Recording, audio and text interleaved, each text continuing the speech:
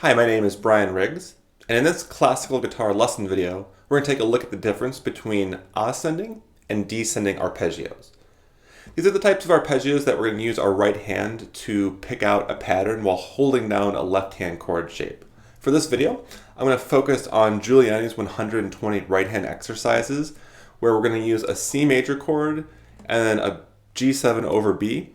So we're going to play this chord to this chord and then back to C again. So let's take a look at the right hand, and we'll start with an ascending arpeggio, and then we'll talk about some strategies to effectively practice those arpeggios.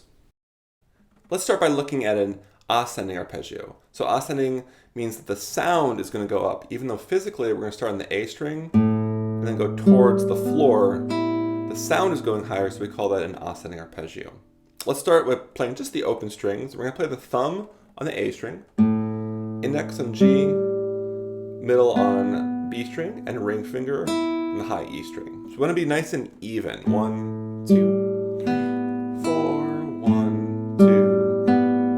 With a nice full tone. Now let's try alternating the thumb between the A string, the first time we would do the pattern, and the D string, the second time.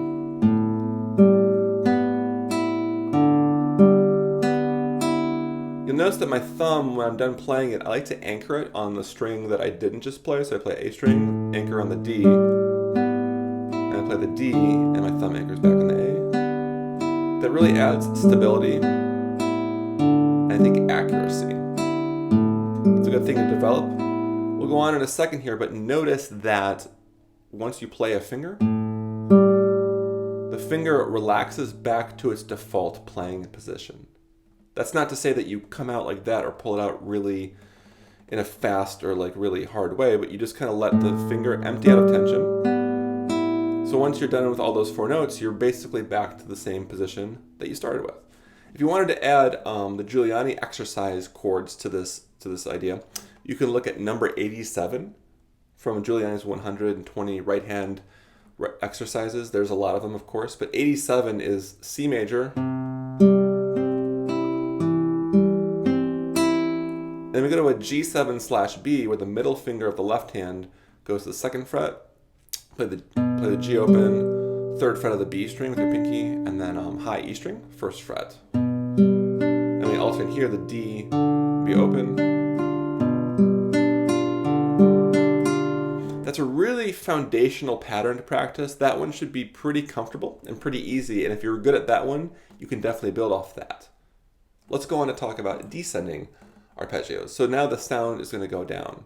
It's a little confusing because for most pieces and most studies, and I'm going to stay with the Guiliani pattern, now we're going to go from, we were doing 87 before. Now this one is going to be number 88, the next one. We're still going to play the bass note first. We're going to play the A string first, and then we're going to start with the ring finger on the high E string, middle on the B, and index on the G, and then the thumb plays the D string, and then the ring finger on the E once again, middle on the B, and index on the G. So we're going.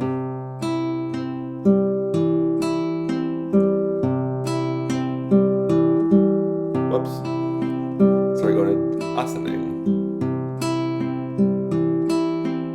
So you notice that this thumb does the same thing where it plays one string and comes to rest on the next string.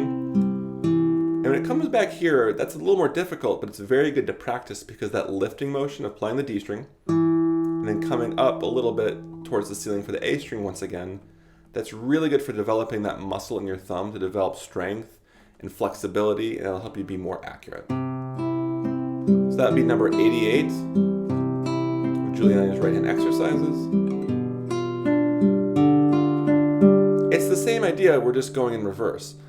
For some people that might be an easier motion because we're kind of coming in towards your thumb, and you can feel that being all one fluid motion as opposed to a bunch of distinct motions. But the same principle applies, that we want each finger to relax as soon as it's done playing. That's part of the process of playing, is to come back out and relax. The last thing I'll say is that once you feel comfortable playing the notes themselves, a really great way to get, this is kind of like the point of this video in some ways, the way to get the most progress from this is to emphasize or accent the finger that's giving you the most trouble. So for example, if your index finger is maybe a little bit weaker, what you want to do, I'm really overdoing it so you can see, but what I'm doing is I'm playing an accent on all of the I finger notes and all of the third or G notes, because we want to get that nice and loud by pushing in the string more. The more you displace the string, the more it's going to come out and vibrate, giving it a louder sound. And I feel like, I'll reach over here, I feel like that's more from the knuckle joint. If you want a bigger sound, more of your motion is going to really be pushing from that knuckle joint, because it's going to give you more leverage on the string. As I just said, the more you displace the string, the louder it becomes, so you can displace it more by putting more power on it from that knuckle joint.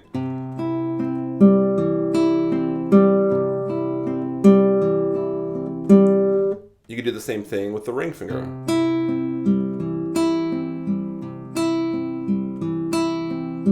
I'm playing a little softer with the other fingers there